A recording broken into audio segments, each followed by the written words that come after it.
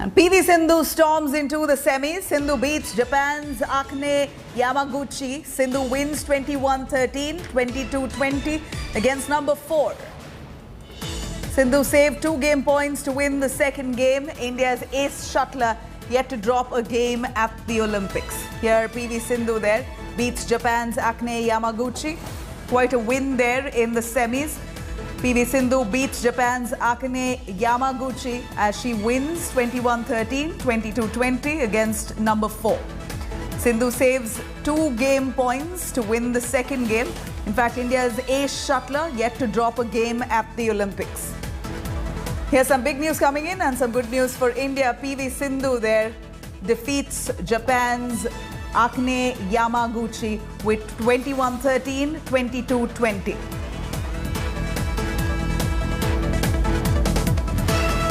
Well, you have Sindhu. Remember, PV Sindhu has been quite in form. She's taken India to glory on multiple platforms. And here's the Olympic Games in Tokyo. PV Sindhu now, after a roaring start, has now beaten Japan's Akane Yamaguchi. In fact, she's now at the semi-finals and she wins with 21-13, 22-20 against world number 4. In fact, Sindhu saves 2 game points to win the second game. India's ace shuttler yet to drop a game though at the Olympics. We're looking at PV Sindhu there storming the semi-finals. In fact, Japan right now is world number 2, the country that's got close to 15 gold medals. PV Sindhu beats Japan's Akane Yamaguchi. PV Sindhu wins with 21-13, 22-20 against world number 4. Sindhu saved 2 game points to win the second game. India's ace shuttler there, but however, yet to drop a game at the Olympics. Here's some big news coming in with PV Sindhu storming into the semi-finals. She beats Japan's Akane Yamaguchi, who's quite a stellar player herself. We're looking at Japan itself now already clinching 15 goals. Here, PV Sindhu takes a win there with 21-13, 22-20 against world number 4, Japan's Akane Yamaguchi. She wins against world number 4, the semi-finals, storms her way to the semi-finals as Sindhu saves 2 game points to win the second game. We're looking at India's ace shuttler. They're yet to drop a game though at the Olympics now.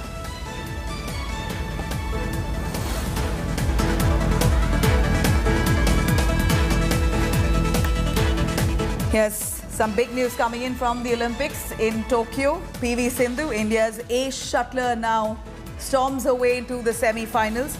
She beats world number 4 with quite a stellar performance there. PV Sindhu wins the game against world number 4. Her winning score there, 21-13, 22-20. She wins against world number 4, Japan's Akane Yamaguchi. Remember, Japan has been, in fact, the second country in the world now to clinch at least 15 goals already. PV Sindhu now bringing glory to India with her stellar performance against world number 4, Japan's Akane Yamaguchi. PV Sindhu there makes her way to semi-finals with 21-13, 22-20. And let me cut across to Siddhant live right from our newsroom to give us a perspective on this game here. Siddhant, as expected, PV Sindhu in great form storms her way into the semi-finals. Sindhu there beats Japan's Akane Yamaguchi, world number 4. Take us through the challenges that she has ahead and what's the likelihood of a win here. Well, Nabila, it was a tough game at the end of it because the first game, Sindhu won it easily. But the second set, when we talk about second set, Yamaguchi came back after she had a 6-point deficit. Sindhu was leading at one point, some 14 points to 8.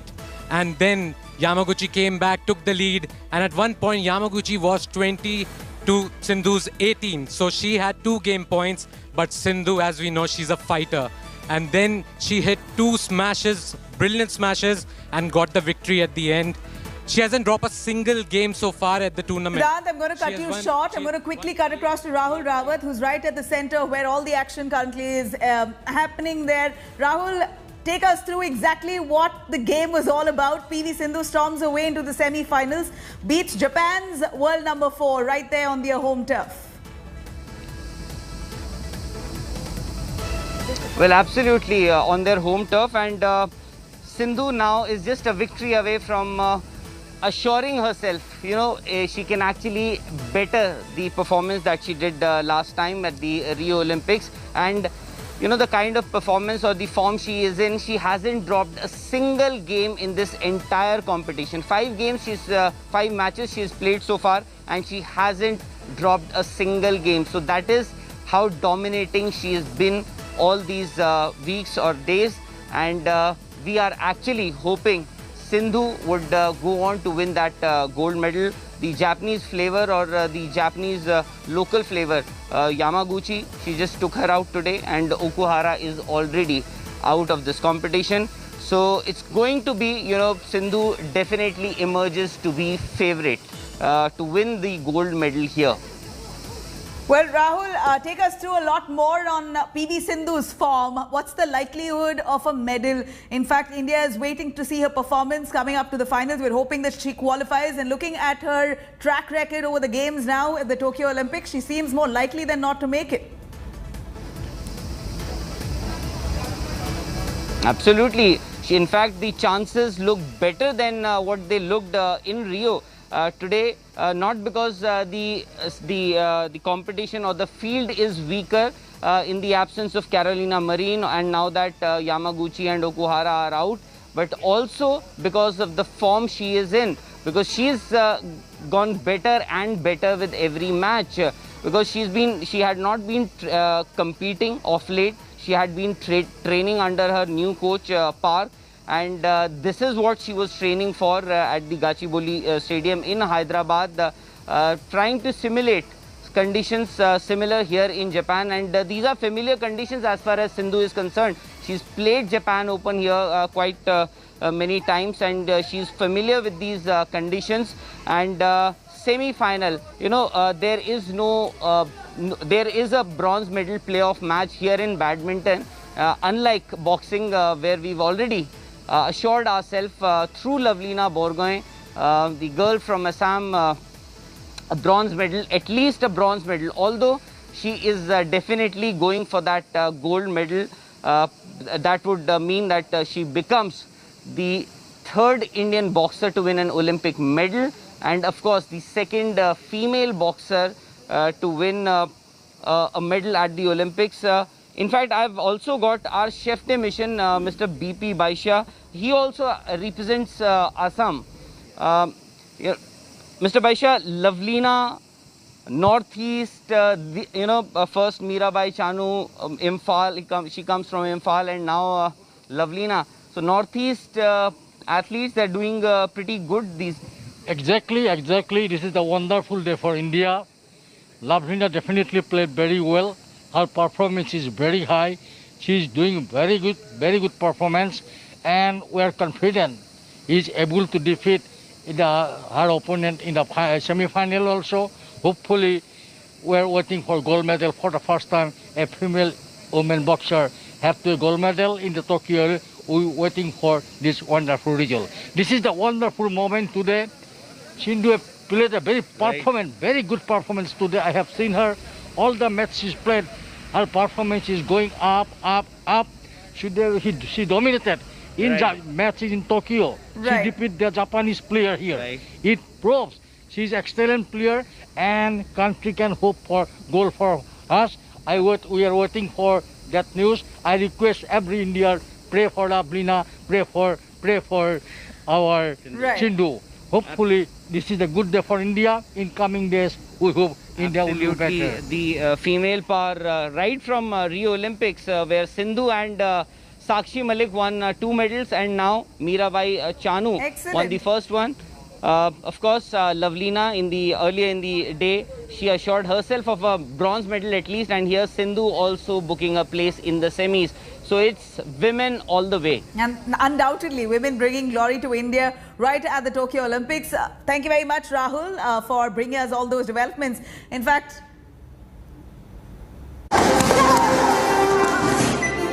boxer Lovlina makes India proud. Confirms India's 2nd medal in Tokyo. Boxes her way to Olympic glory. destroys world number 2 in the quarterfinals. Celebrations erupt after historic bout. Go for gold, Lovlina.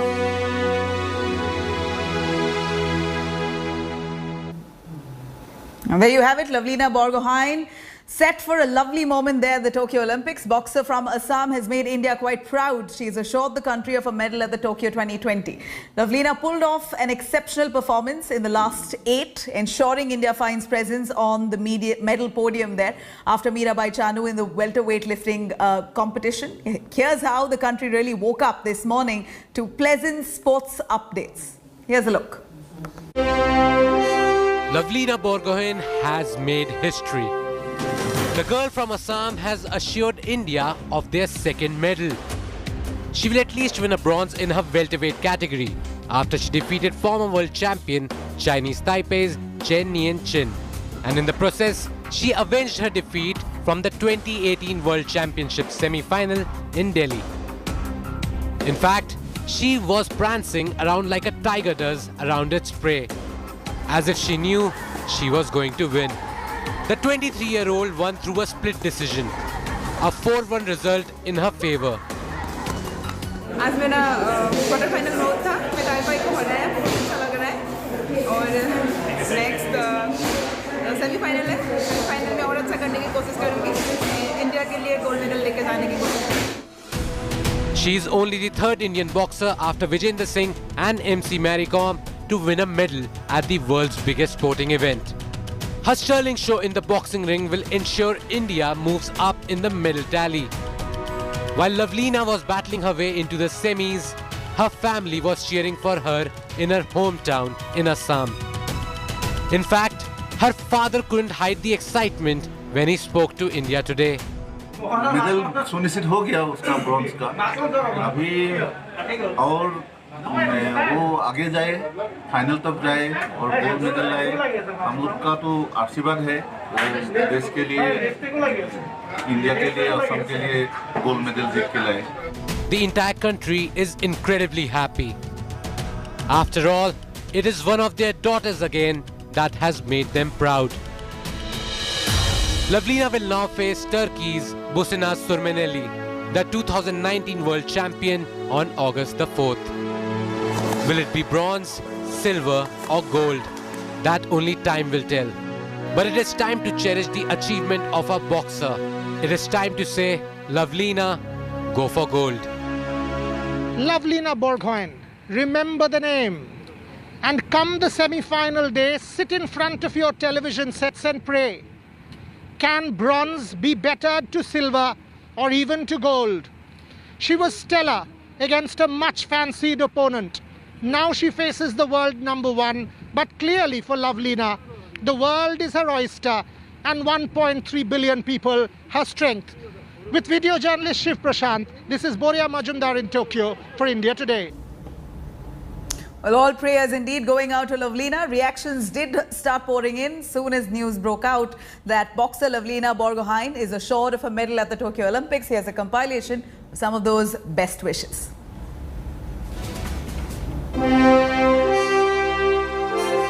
From Golaghat to Tokyo, Lovlina's journey to an Olympic medal has been extraordinary. As the 23-year-old assured India of their second medal, the country applauded its new hero. Law Minister Kiren Rijiju, who is also the former sports minister, lauded Lovlina for her dedication. I must congratulate Lovlina for lovely boxing. Lovlina is a very, very hard-working, dedicated and devoted boxer. Very young, prominent boxer. She is from Assam and she has made India proud. Sports Minister Anurag Thakur was delighted at Lovlina's achievement. He said the country has high hopes from its athletes and the expectations of the nation are on the rise due to performances like Lovlina's. Bharat को अपने athlete से बहुत उम्मीदें हैं और जैसा मैंने पहले कहा लवलीना ने जिस तरह से आज प्रदर्शन किया है वो शानदार है उम्मीदें और बड़ी हैं और मुझे पूर्ण विश्वास है और अच्छा प्रदर्शन होगा Meanwhile, Assam Chief Minister Himanta Biswa Sarma took to Twitter to send his wishes to the 23-year-old. Earlier, the Chief Minister had been trolled by netizens for putting up posters wishing the Olympic athlete. Posters, instead of having Lovlina's photo, had his. Union Minister Sarbananda Sonowal, the former Chief Minister of Assam, also congratulated the boxing star on Twitter, saying the dream lives on. We are all proud of her success and we are confident that she is going to get the medal. Apart from the leaders, even the sporting fraternity was in awe. Vijender Singh, the former Olympic bronze medalist, expressed his joy and relief on Twitter. Former Sports Minister and 2004 Olympic silver medalist Rajyavardhan Singh Rathod highlighted how it is the daughters of the country that continue to make us proud. While bronze is a surety, India must not feel content with only a medal. While we celebrate our heroes, let us hope that they keep striving for more. Sports Bureau India Today. Now, boxer Lovlina Borgohain has indeed created history in Tokyo by assuring India of a medal here. After Vijender Singh and Mary Kom, Borgohain is now the third boxer ever from India to win an Olympic medal. Let's see her inspiring journey here to Olympic glory. Lovlina Borgohain, the 23-year-old boxer from Assam, has punched big to etch a name in Olympic history. Hailing from the Bado Mukhya village of Golaghat district, Lovlina started her journey through kickboxing. And it was only later that she switched to boxing. And not just pugilists, Lovlina had to battle poverty to bask in the Olympic glory. From not having money to buy a boxing kit to travelling in the train compartment toilet, Lovlina left no stone unturned to realize her Olympic dream. हाँ, starting में तो बहुत डरती थी, लेकिन धीरे धीरे वो डर खत्म हुआ बॉक्सिंग में आने के बाद। जब से मैं खुद के ऊपर विश्वास करने लगी, खुद को विश्वास करने लगी, लोग जो भी कहे कोई मुझे फर्क नहीं पड़ता है, बस मुझे ओलंपिक में गोल्ड लेना था, बस वही आगे रख के मैं अपना काम करती आई। She was first spotted by the Sports Authority of India during trials at a high school and was selected by renowned coach Padum Boro, who began training her in 2012.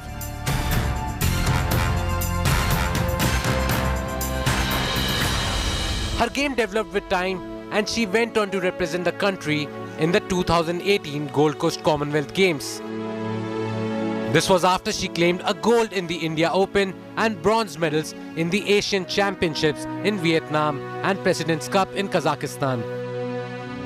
The same year, Borgohain earned a bronze medal on debut at the World Championship in Delhi and added another bronze in the next edition in Russia a year later. She was conferred the Arjuna Award by President Ramnath Kovind in 2020. Lovlina's Olympic dream suffered a big blow when she tested positive for coronavirus and had to miss a crucial Europe tour before the mega event. But like a champ, she recovered in time and says that the fight with COVID only made her stronger. Years of blood, sweat and tears. She punched every hardship to show that you can scale great heights with sheer grit and determination. Sports Bureau India Today. Now, cloudburst triggered flash floods and heavy rainfall in Jammu and Kashmir, Himachal Pradesh and Uttarakhand. In fact, these flash floods have led to landslides in many parts of Himachal. Sirmaur witnessed one such tragic incident where an entire section of the road caved in. This led to disconnection of the National Highway 707 from the main stream.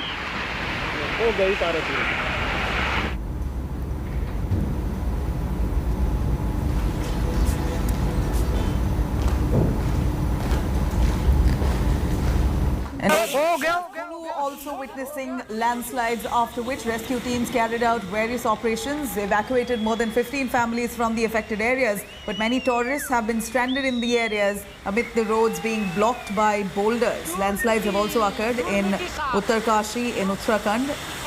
In fact, the district administration there has already issued an advisory not to travel for a few days along those areas. Uttarakhand is also likely to receive heavy rainfall, heavy to extremely heavy rainfall in many areas. The Met Department has predicted maximum rainfall for Uttarkashi, Nainital, Dehradun and Pauri.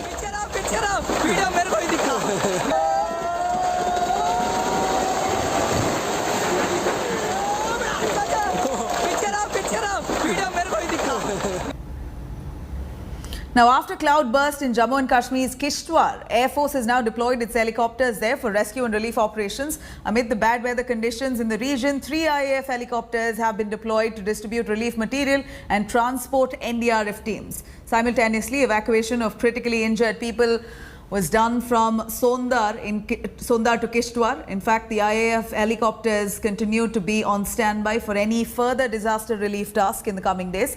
Now, water levels in Chenab River is flowing near the danger mark in border town of Akane in Jammu.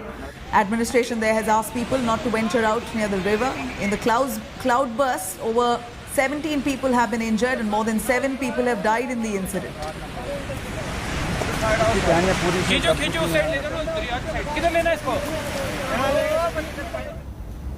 Now, heavy rainfall has battered parts of Kolkata for the last 2 days. Incessant rainfall have led to waterlogging in many parts of the city. In fact, the extreme rainfalls has exposed clogged infrastructure of this metro city.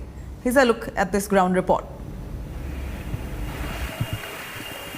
Kolkata के अमा street इलाके की ये स्थिति है। कल सारी रात डिप्रेशन के द्वारा जो पश्चिम बंगाल की खाड़ी में डिप्रेशन हुआ है, उसके चलते साउथ 24 परगना और साउथ बंगाल में भारी बारिश के बाद ये स्थिति है कोलकाता के बहुत सारे इलाकों का। यहाँ के कहीं तक घुटने तक भी पानी है वहाँ पर। और ये बारिश जो कल दोपहर से स्टार्ट हुआ था वो रात भर चला है। सुबह से हल्का बूंदीबांदी हो रही है, लेकिन मेट डिपार्टमेंट द्वारा जो फोरकास्ट है वो कहता है कि बारिश फिर से हो सकती है। ये एक डिप्रेशन जो बे ऑफ बंगाल में हो रहा है उसके कारण ये बारिश हो रहा है। इस बारिश के चलते कोलकाता के सिर्फ इस इलाके में नहीं बल्कि बहुत सारे ऐसे इलाके में और पश्चिम बंगाल साउथ बंगाल के बहुत सारे ऐसे कोस्टल एरियाज में भारी वाटर लॉगिंग की रिपोर्ट्स आ रही है। कैमरा पर्सन प्रवीण विश्वास के साथ सूर्याग्नि रॉय, आज तक, Kolkata.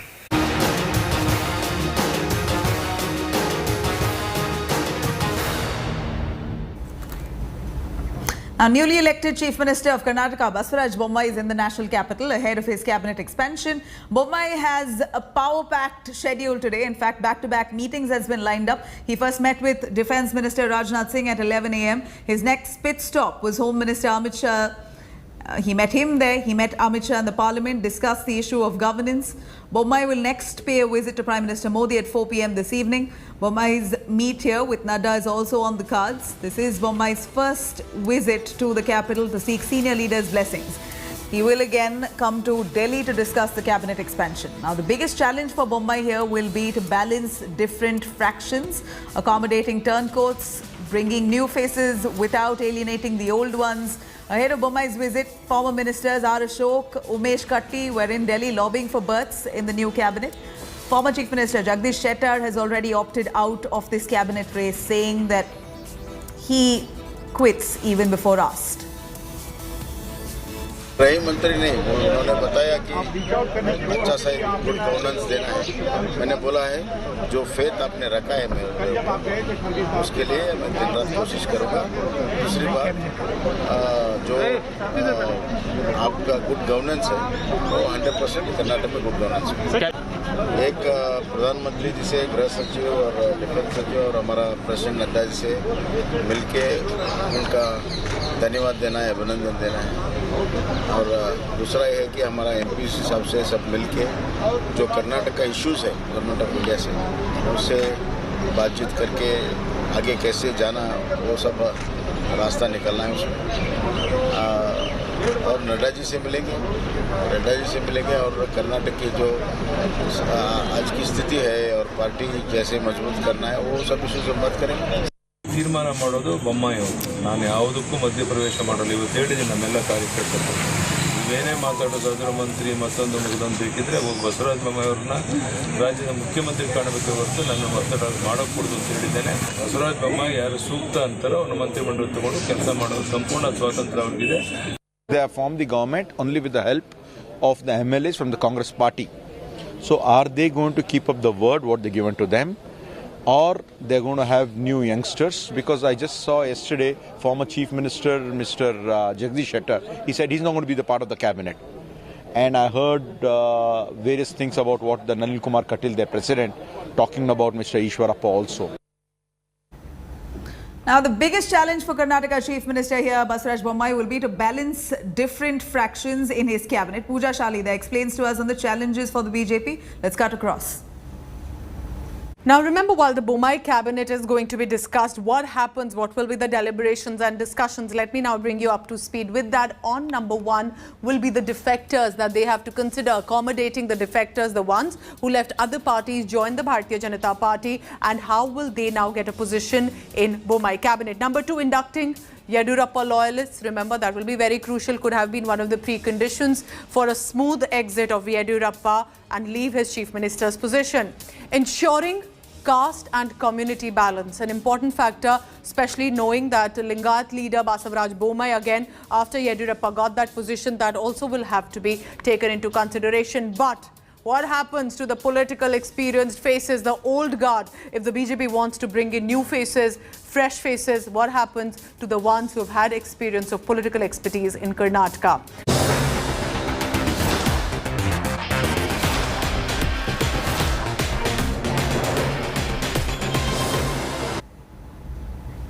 Now, day 9 of the Parliament monsoon session was once again marred with disruptions, sloganeering in both the houses. Leader of the opposition, Adhir Ranjan Chaudhary, today once again demanded discussions on Pegasus in the farmers' issue. Parliamentary Affairs Minister Prahlad Joshi reiterated the government was ready to hold discussions on any issue. But the Speaker ruled it out, saying there would not be any discussion before question hour session. Lok Sabha was adjourned for the day after the ruckus. TMC's Derek O'Brien accused the centre of running away from the debate on Pegasus. And it wasn't just the Lok Sabha. The upper house of the Parliament also witnessed uproar. Chair Venkaiah Naidu there urged MPs in the house to maintain dignity of the house. Amid all this politics over Pegasus Snoopgate, a Supreme Court bench led by CJI Ramana has now agreed to hear a plea filed seeking probe into Pegasus scandal. Sir, शुरू की दिन से sir विपक्ष की तरफ से हम ये मांग करते आ रहे हैं कि पेगासस जासूसी कांड की सदन के अंदर चर्चा हो। उसके साथ साथ सर किसान की मुद्दा है, कोविड की मुद्दा है, महंगाई की मुद्दा है, कोई असुविधा नहीं है सर। सदन में हम चर्चा चाहते हैं, लेकिन सरकार की इस तरीके की रुख बदलना चाहिए। सदन में हम चर्चा चाहते हैं। Government is ready for discussion, but most unfortunately they are not allowing the parliament to run and the question hour is the right of the member. All more than 350 members want the question hour. Despite of that, behaving like this, it is most unfortunate. I once again appeal, whatever is decided in the first BAC and under your leadership and your guidance, whatever you suggest, government is ready for the discussion.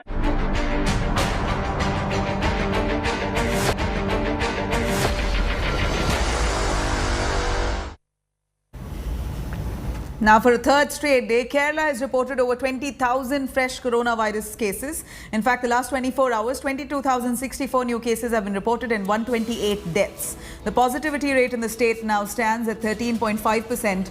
Weekend lockdown is already in place to curb rising COVID cases. Health Ministry data there shows that Kerala has 9,472.2 cases per lakh of its population. Now, India on its part has 2,365.3 cases per lakh of its population. Speaking exclusively to India today, Kerala Health Minister Veena George claimed smear campaign against Kerala. This remark comes after the centre blamed super spreader events for the surge and sent a 6-member team there to Kerala only to assist in the COVID fight.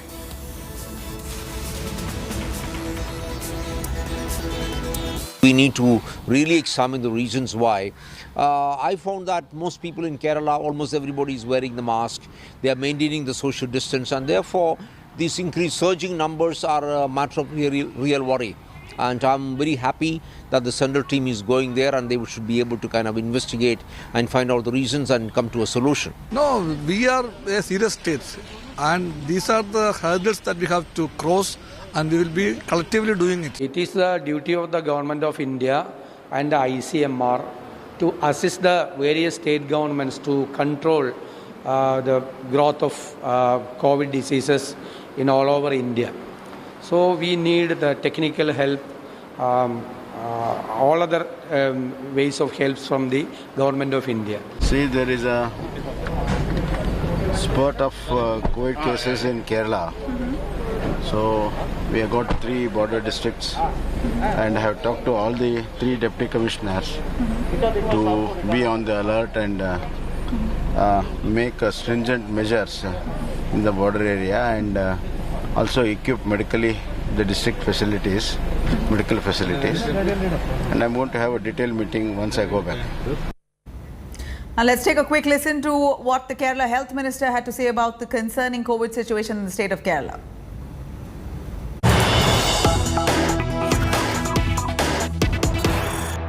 I am not disagreeing with the achievements of Kerala. I am not trying to minimize your achievements, but the fact is, I asked you about letting your guard down, especially during Bakri Eid. The relaxations for which even the Supreme Court has pulled up the Kerala government warned that you should not have done it. Do you believe in hindsight that some of those were mistakes, like Bakri Eid relaxations, that some of those districts now where numbers have gone up like Malappuram is a worry? Could that be because of relaxation and allowing this overcrowding during these 3 days? Are you under various pressures? Merchants and traders want you to open up, religious groups want you to open up, and the Kerala government is in a bit of a bind. Sir, during those days also we had TPR was around 10, 11, 12 like that. And here we have a coordinated effort, all the coordinated activities of all the departments, the police department, the LSDD, the health, and also the people are cooperating very much to control the disease. And I'm so sorry to say that it's quite unfortunate that there is a campaign against the state saying that the system has failed and all. But when you see the virologists, the experts, when they say that Kerala is a system in Kerala is very good still now. Why? Because the density of population in Kerala is very high, and it is double the national average. So here we have more than 860 people in 1 square kilometer.